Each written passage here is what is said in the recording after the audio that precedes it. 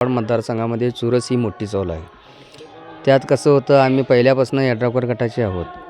मग त्याच्यामुळे कसं झालं, आता यड्रावकर गटाने पण म्हणजे थोडंफार म्हणजे कानाला हे चालू केले आहेत. मग त्याच्यामुळं आता आमचं प्रतिनिधित्व हे प्रमोददादा पाटील यांच्या घरातले किंवा प्रमोददादा पाटील करावेत अशी आमची सर्वांचीच इच्छा आहे.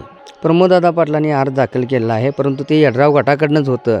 खरं त्यांना अजून म्हणजे हे सांगायला लागेल, म्हणजे अजून फिक्स काय सांगेनात. त्याच्यामुळे 27 तारखेपर्यंत बघूया काय होतं ते. नसेल तर हे प्रतिनिधित्व ह्या दातवाड मतदारसंघातलं प्रतिनिधित्व हे प्रमोददादाशिवाय कोणीही करू नये. म्हणजे त्यांचे ते हेच नाही. प्रमोददादा म्हणजे 2019पासून महापुरात ह्याच्यात आणि पूर्ण म्हणजे तरुणाचं एक संघटन म्हणजे त्यांनी एक निर्माण केले आहेत. काय म्हणजे असलं संघटन निर्माण केलेत की ते तुटत नाही इथं. मग ही पैशावाली आहेत, ही धनवान आहेत, ही बलवान आहेत. खरं इथं धनशक्ती विरुद्ध जनशक्ती असं ह्या सामना दातवाड मतदारसंघात रंगू शकतो आहे. ह्याच्यासाठी आम्हाला प्रमोददादा हे अपेक्षित वाटतात. माझं खाजगी मत सांगतो, यड्रावकर सरांनी जरा चुकीचा निर्णय घेतल्यासारखा आम्हाला वाटू लागलेला आहे. तरी 27 तारखेला बघूया. काय आपली अपेक्षा आहे की दादांनाच देतील तिकीट असं.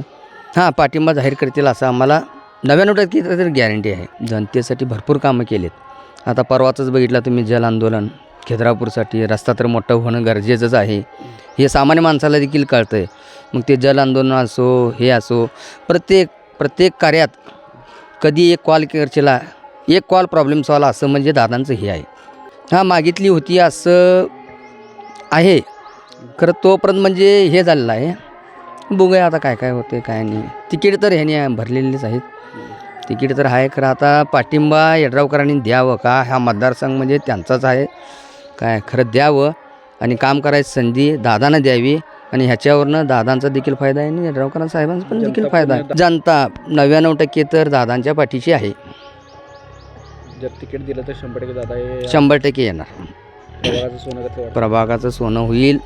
तरुणांना रोजगार मिळतील. काहीही कामं कोणतीही तटणार नाहीत असे आमचे ते दादा आहेत. शेवटी दादाबरोबर आम्ही राहणार, हे आमचा निर्णय ठाम आहे. दादाबरोबर आम्ही राहणार, ठामपणे राहणार.